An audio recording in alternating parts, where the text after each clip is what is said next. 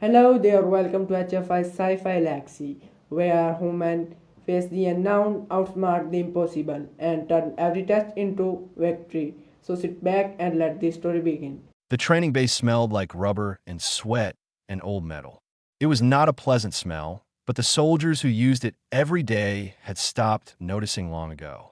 What they did notice, every single day without fail, was Rail done hitting the floor. He hit it again now. Not hard enough to break anything, but hard enough that the back of his head made a dull sound against the padded mat, and the air left his lungs all at once.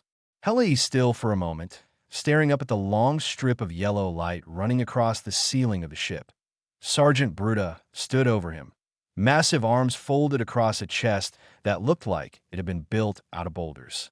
Bruta was a Gorik, nearly 2.5 meters tall, covered in thick gray fur that had gone darker with age, with small, deep-set eyes that were, right now, looking down at Rail with the patient expression of someone watching a child try to open a door by pushing when it clearly said pull. Again, Brutus said IT was not a question. Rail got up, slowly because his shoulder was complaining about something, but hegged up. A few of the other soldiers watching from the benches along the wall made low sounds. Not cruel sounds exactly, more like the sounds people make when they already know how something is going to end. Gorik Soldier 1 made a soft bet with the Veth soldier beside him. 2 ration credits. Rail would be down in under 20 seconds this time. He was down in 18. Bruta had not even used his full reach. He simply read every movement Rail made, stepped around it, and put him on the floor with the minimum effort required, like a large rock redirecting a small stream. One collected his credits. Rail lay there again, looking at the ceiling light again. He had a bruise forming in his left side that was going to turn a spectacular color by morning. He breathed slowly and counted to 3 before he sat up. Linya appeared at the edge of the mat. She was the ship's medical officer, Isali, which meant she was narrow and long-limbed and moved with the careful, deliberate grace of something that was always slightly worried about breaking things. She had her kit open before she even knelt down. "Shoulder?" she asked. "A little," Rail said.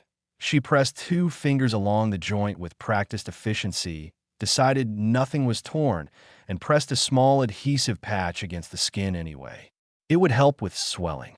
"That is the 14th loss this week," she said. She said it the way a person states a fact. Not to be unkind, just because it was true, and she was the kinned-off person who said true things out loud. "I know," Rail said. "Bruta has not had to try particularly hard in any of them. I know that too." She looked at him. She had 4 eyes, 2 large ones that faced forward and 2 smaller ones on the sides of her narrow head. And when all 4 of them focused in something, it felt like being read carefully. "Then why do you keep going back out there?" Rail pulled on his shirt. He thought about the question for a moment, which she appreciated. He was one of the few people on the ship who actually thought before answering. "I am not practicing to beat Bruta," he said. Linya opened her mouth and closed it.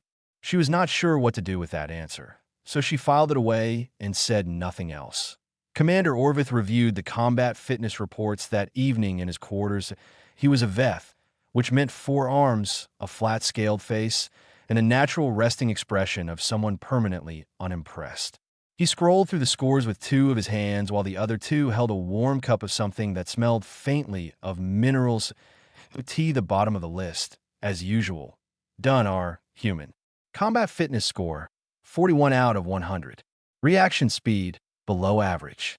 Predictability index, high. Threat rating in controlled sparring, low. Orvith put the cup down. The human was not incompetent in other areas. He followed orders without argument that he maintained his equipment well. He had a sharp eye for detail during briefings and asked useful questions. But combat fitness was combat fitness, and his numbers had not improved in 2 months. Orvith pulled up the recommendation form for role reassignment and stared at it without filling it in. He had filled it in before for other soldiers from other species, and it had always been the right call. He was not sure why he hesitated now, that he closed the form without submitting I in the mess hall. The conversation around Rail was not mean. The crew of the Steadfast Iron were not mean people, not as a rule. They simply said things that were accurate. And the accurate thing, the thing everyone knew, was that in any real fight, the human would be the first one down.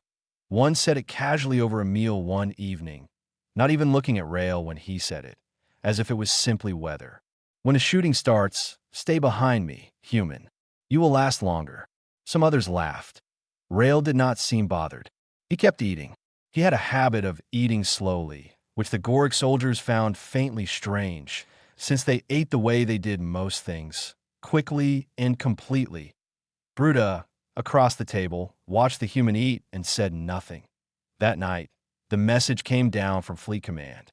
The Kroth had broken the front line at the planet Drevka. 3 coalition battalions had been pushed back. The Steadfast Iron and 4 other vessels were being dispatched immediately. The mess hall went quiet, and no one made any more jokes. The stars outside the observation deck did not move, which was a strange thing about deep space travel. The ship was moving faster than most things in the known galaxy were capable of moving, and yet out there, through the thick, curved glass, everything looked perfectly still, like a painting of the universe rather than the real thing. Rail stood there with both hands in his pockets, not doing anything in particular, just watching the stillness. Linya found him there because she had started paying attention to where he went when he was not in the training bay or the mess. She was not sure when she had started doing that. She told herself it was a medical habit, keeping track of patients who had recently been taking falls on hard surfaces. She was not entirely convinced by her own explanation. You should be resting the shoulder, she said. I am resting it, Rail said. I'm not doing anything. She stood beside him and looked out at the same stars. After a moment, she asked, Are you afraid? He considered this with the same pause he gave everything. Yes, he said, but I think I might be afraid of the wrong things. That is the part one I'm still working out. She looked at him sideways. What does that mean? It means I know what the Kroth are supposed to be like.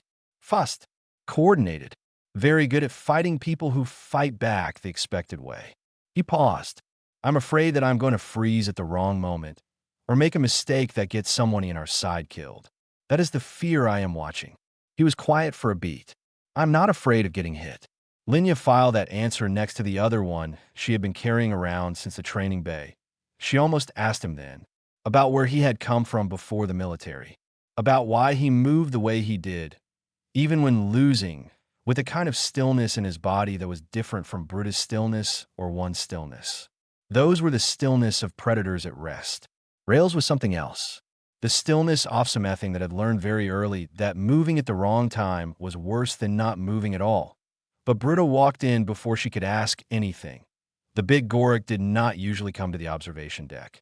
He stood in the doorway for a moment, looked at them both, then walked over anyway. He leaned against the glass with his arms folded and stared at the same dead-still stars. The Kroth took Drevka's northern continent in 11 days, Brutus said. Not tother of them specifically, just to the air. 11 days. The garrison there was not weak. 20,000 soldiers. They just could not keep up with the pattern. Pattern? Rail asked. The Kroth fight in formations that work like a single organism. Every fighter knows where every other fighter is at all times. Their training is so deep, it isn't thinking anymore. It is reflex. They have been doing it for generations. Bruta looked at Rail. Your drill scores would get you killed in the first exchange against them. Probably, Rail said. Bruta seemed faintly frustrated that the human did not argue. I'm not trying to insult you. I'm telling you to stay in the rear support line when we drop. Let the trained fighters hold the front. I heard you. Rail said he did not say yes. He did not say no. Bruta stared at him for another moment, then pushed off the glass and left. His footsteps were heavy on the metal floor all the way down the corridor. Linya watched Rail watch the stars for a while longer. Then she asked the question she had been building up to. Where did you learn to fight? Not in a training program. Where before that? Rail smiled a little. Not a happy smile. The kind of smile that goes with old memories that have lost their sharpness, but not entirely their weight. A city in Earth called Nova Braga. It is not a bad place now. It was bad then. Very bad when I was young. He shifted his weight. There were no practice rings there. No dofities. No tapping out to signal you were done. When things went wrong, they went wrong completely. and you either found a way out of it or you did not. How long did you live like that? Until I was 19. Linya was quiet for a moment. Sally lived long lives in relatively stable social structures. She had no reference point for what he was describing, but she was good at reading tone, and his tone told her it had not been small or occasional. It had been daily. It had been survival. And then the military found you, she said. I found the military, he corrected. I needed to go somewhere that the skills I had would not get me arrested. She almost laughed. He almost smiled again. The ship dropped out of faster-than-light travel with a low shudder that always felt slightly wrong in the stomach. Through the glass, the stillness broke. Drevka peered, a gray-brown planet wrapped in a thin haze of smoke rising from its northern continent. Even from orbit, it looked like something that was hurting. The intercom opened. Commander Orvitha's voice, flat and precise. All combat units report to deployment staging. Drop in 40 minutes. Rail looked at the planet for a few more seconds. Then he put his hands back in his pockets and walked toward the door. Shoulder feels fine, he told Linya as he passed her. She looked at the planet and hoped he was right about more than just his shoulder. The drop pod hit the ground hard enough to rattle every tooth in Rail's head. The landing struts bent on the broken terrain, and the whole pod tipped 7 degrees sideways before settling. The door blew off with a crack of explosive bolts, and then there was wind and smoke and the broken bones of a city that had once been something before the Croth arrived. Rail was third out the door. Britta was first. 1 and 2 Veth soldiers named Dor, and Pell came right behind Rail. Linya was the last out, her kit sealed and strapped tight to her back. The rendezvous point was a collapsed transit building 400 meters north. The squad moved. The ground was rubble and dust, and the occasional thing, it was better not to look at directly. The Croth hit them at 200 meters. They came out of a ruined structure to the left, 6 of them, moving in the formation Bruta had described. It was not like watching soldiers attack. It was like watching one large thing move in 6 separate directions at once. Each Croth fighter was thin and hard and fast, with pale gray skin and 2 sets of arms. 1 set for weapons, 1 set always in motion, sending signals to the others. It was communication and movement happening at the same time. Bruta reacted immediately. He was excellent, and everyone knew it. He brought up his weapon, placed 2 shots, drove a Croth fighter back, and then a second one flanked him from an angle, and Bruta had to retreat 2 steps to cover. 1 moved to support. Dor and Pell spread to contain the formation. The Croth adapted. That was the terrifying thing. They adapted within seconds. They read Bruta's response, calculated the squad's likely positions, and started moving to cut off the right side. Rail was already not where he had been. He had moved left while everyone else moved right. Not because he was given an order to, but because the broken wall to the left had a shadow in it, and the shadow was the right size, and the angle meant no one was looking at it. He was through the gap before the Croth formation had finished processing what the other 4 soldiers were doing. The first Croth fighter he encountered was not expecting anyone to come from that direction. The fight was very short. Rail did not do anything complicated. He simply removed the problem with the most direct available method and moved on. The second Croth fighter heard something and began to turn. Rail was already past the angle where turning would help. That fight was also short, to be why the time the main formation registered that 2 of their 6 were simply gone, Bruta, and 1 had already reduced the advantage further. The remaining hesitated, something that was apparently unusual for them, because 1 said afterward that he had never seen a Croth hesitate in his life. And in that hesitation, it ended. The squad stood in the rubble, breathing hard. Bruta had a cut above 1 eye. Dor had taken a hit to the arm that Linya went to work on immediately. Bruta looked at his soldiers. He counted them. Then he counted the Croth on the ground. Then he looked at Rail. 2 of them are from your direction, Brutus said. Yes, Rail said. I did not see you move. I know. Brutus stared at him for a long moment. Not with the patient look from the training bay. With a different look. The kind of very experienced soldier gets when something has surprised them in a way they are not ready to explain yet. 1 said nothing. He was looking at the place in the rubble where Rail had come from, trying to trace the path and not quite managing it. Linya kept her eyes on what she was doing, cleaning Dor's wound, sealing it, checking the depth, but she had seen. Not the fighting itself, because she had been behind solid cover and doing what she was supposed to be doing. But she had seen Rail before he moved, and she had seen the space where he had been immediately after, and she understood that the two Croth at the side of the rubble pile had not died because Rail was faster than them or stronger than them. They had died because they had never once looked in his direction. The squad pushed onto the transit building. The building was mostly roof and walls with no floor in the center, which made it defensible on three sides with one open back. They held it and reported their position to Orvith on the ship. Orvith's voice came back. Calm, as always, but with something underneath it that was not calmness. The eastern flank is open. There's a corridor through the ruined city blocks, about 600 meters of exposed ground. We need that route cleared to push supplies to the forward units. For soldiers from a different squad, attempted passage 40 minutes ago. They were turned back. He transmitted the map coordinates. Bruta looked at the map, then at his squad, then at the Croft positions marked along that corridor. That is not a task for 5 soldiers. Dorr said quietly, and O1 disagreed. And O1, except Rail, who had not said anything at all, but was looking at the map with the same quiet expression he wore when he was about to get back up off the mat. 600 meters of open ground sounds simple until you stand at the entrance seat of it and look down its length. The corridor was a wide, ruined boulevard between 2 rows of collapsed buildings. Chunks of broken wall stood at irregular intervals like bad teeth. The upper levels of both sides still had structures that were mostly standing, and in those structures, the Croth had placed soldiers with long-range weapons. Bruta assessed it in about 4 seconds.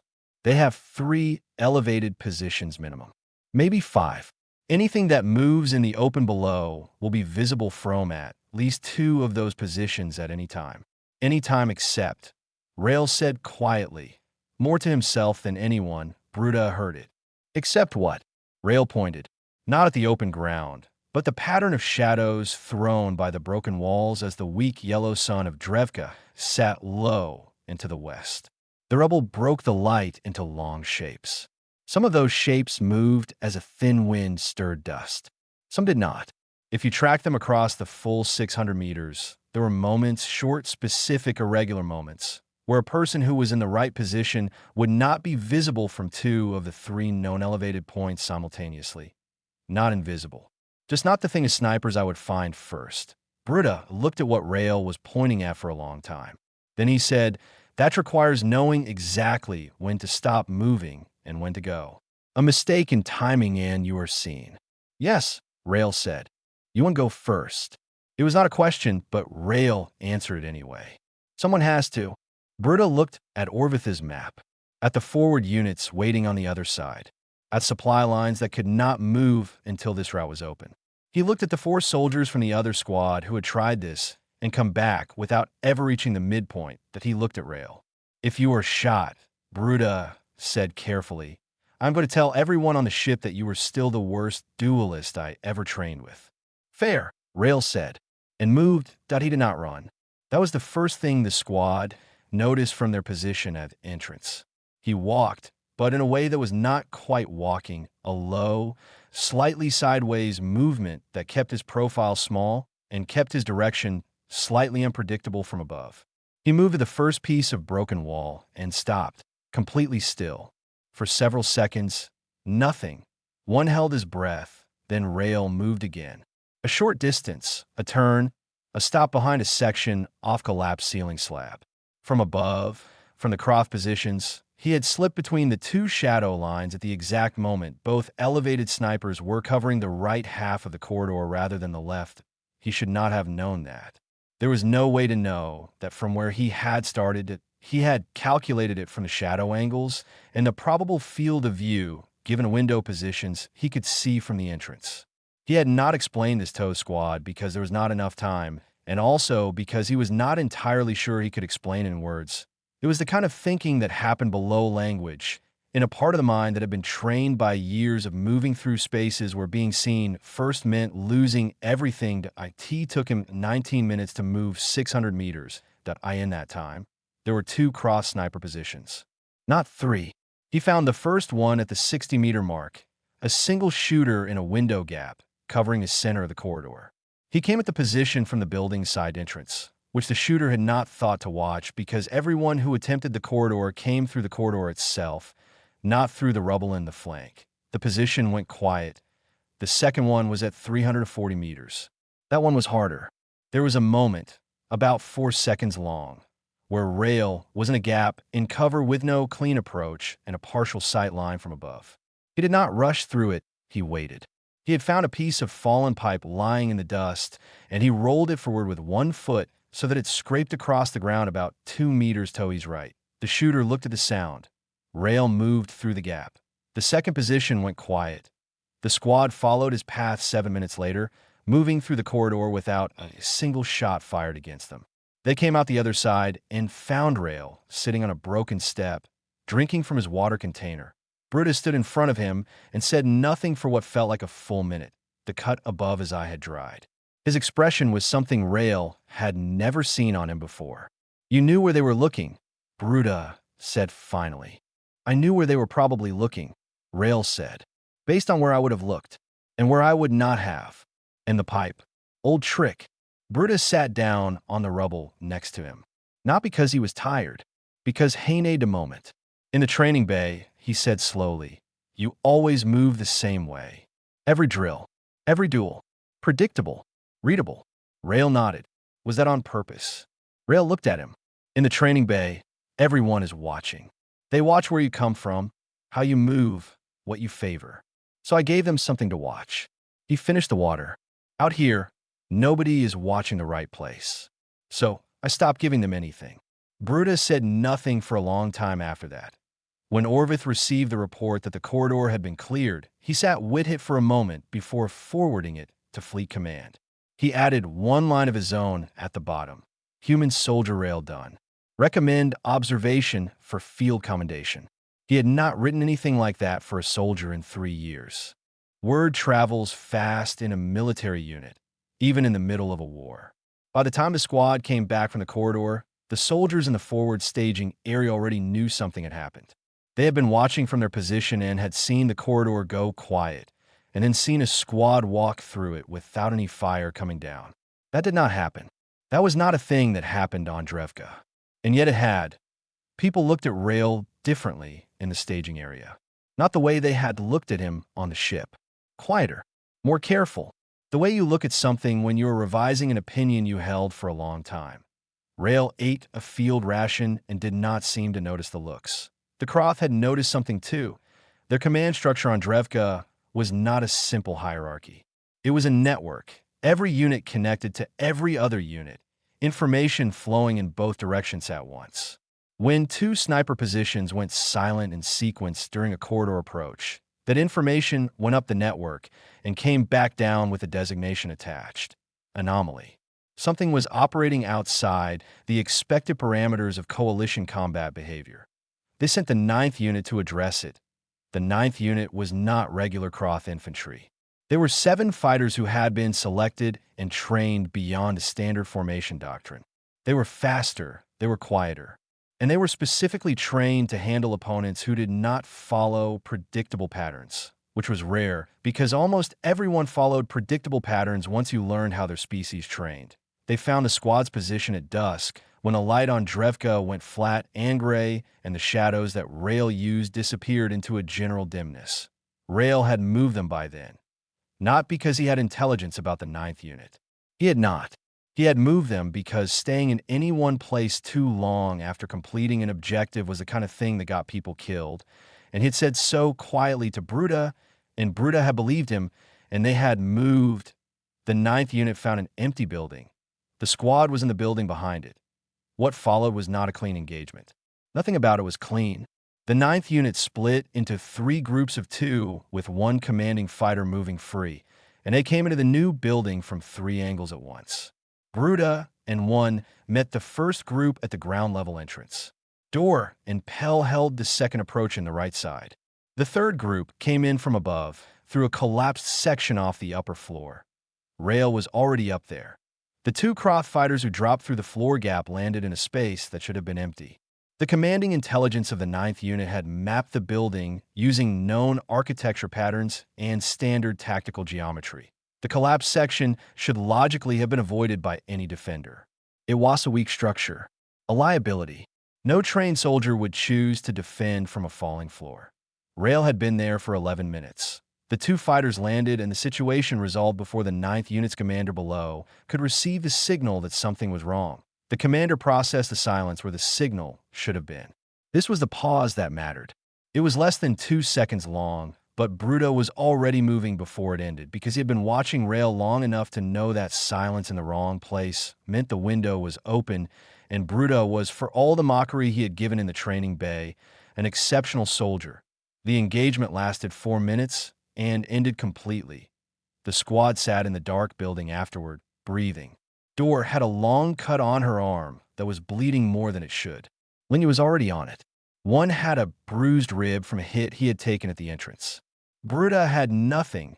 Bruta was difficult to hurt even when he was expected.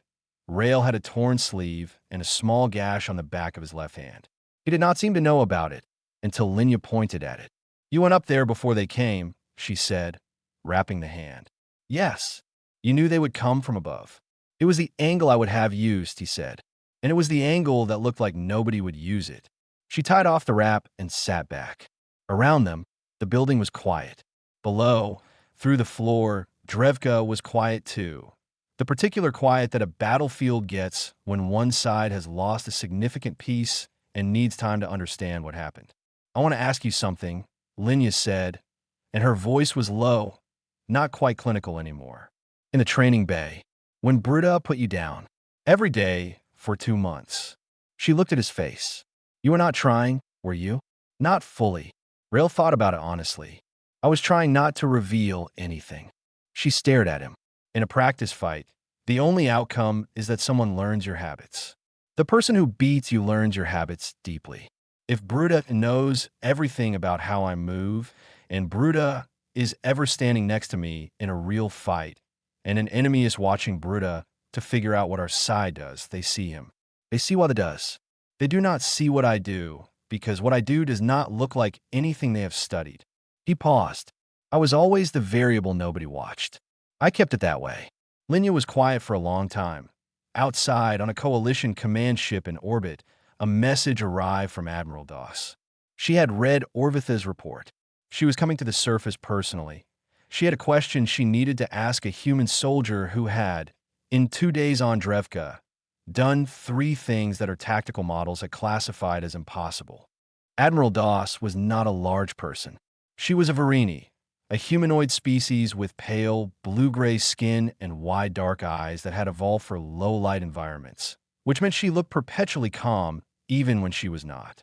She walked through the staging area on Drevka's surface with 2 aides behind her and stopped in front of Rail the way you stop in front of something you have been trying to understand from a distance and have finally decided to look it up close. "Sit," she said, and sat down herself on a supply crate without ceremony. "Rail's Saturday," she folded her hands. "The Kroth have a specific targeting priority system. In 300 years of war across 11 coalitions, they have never once elevated a single enemy soldier to priority target status. Individual soldiers are irrelevant to them. Positions matter. Units matter. Individuals do not." She paused. "That designated you as a priority target this morning." The staging area was not particularly loud, but it got quieter. Several soldiers nearby were not quite looking at Rail, and also not quite not looking at him. Bruto was standing a few meters away with his arms folded and his expression doing something complicated. Rail said nothing. 300 years, Doss said again, as if she needed to say it twice to believe it. "My question is simple. What are you doing that they cannot handle?" Rail looked at the ground for a moment. When he answered, he spoke slowly, choosing the words carefully. "Every species in the coalition trained to fight the war as they understood it. The Kroth trained to fight the war as they understood it. That means everyone on both sides built their skills and their doctrine against an enemy they had already studied." He looked up. "I was not trained by the military first.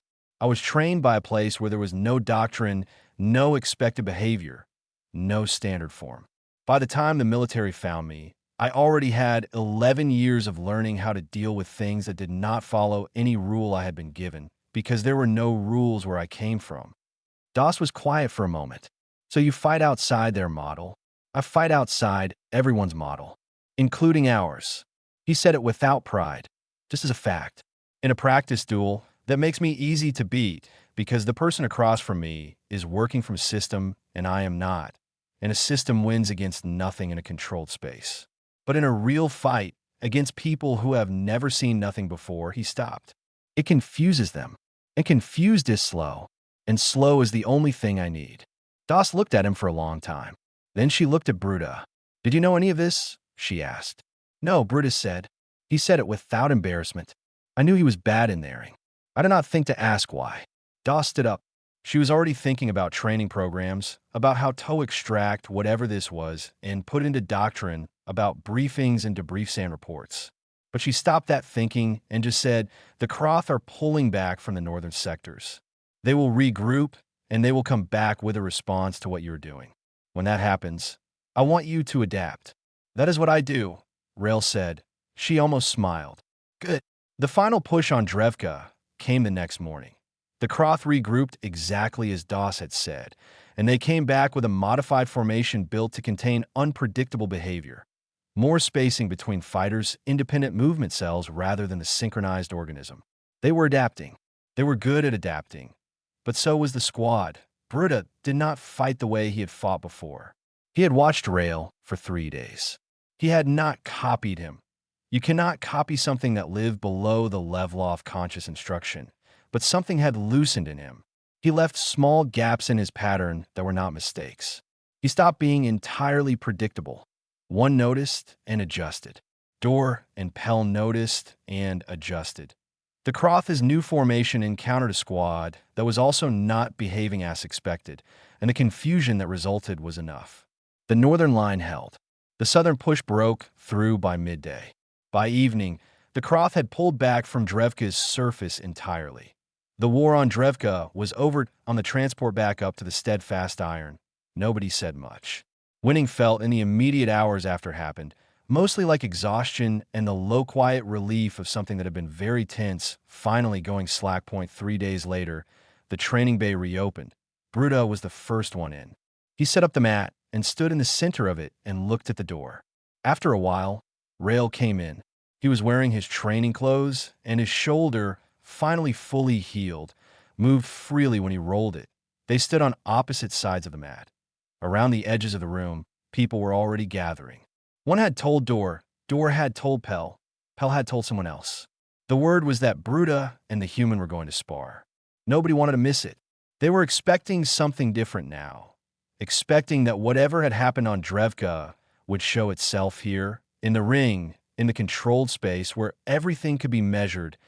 Bruta put Rail on the floor in 28 seconds. Not quite as fast as before, but the same result. Rail lay on his back and looked at the ceiling light and breathed. The room was very quiet. Then Bruta sat down on the mat beside him. He sat there the way you sit beside someone who has told you something important, not the way you sit over someone you have defeated. He let out a long, slow breath. You are still the worst duelist on this ship, Rail, he said. Rail stared at the ceiling. Good, he said. Let's keep it that way. The room took a moment to understand that. Then, slowly, something moved through the gathered soldiers. Not laughter exactly, but something close to it. The Kindoff sound that comes when something finally makes sense that didn't for a long time. Linya, standing at the edge of the room with her kid as always, found that she was smiling. She had filed away 2 of his answers a long time ago. She understood both of them now.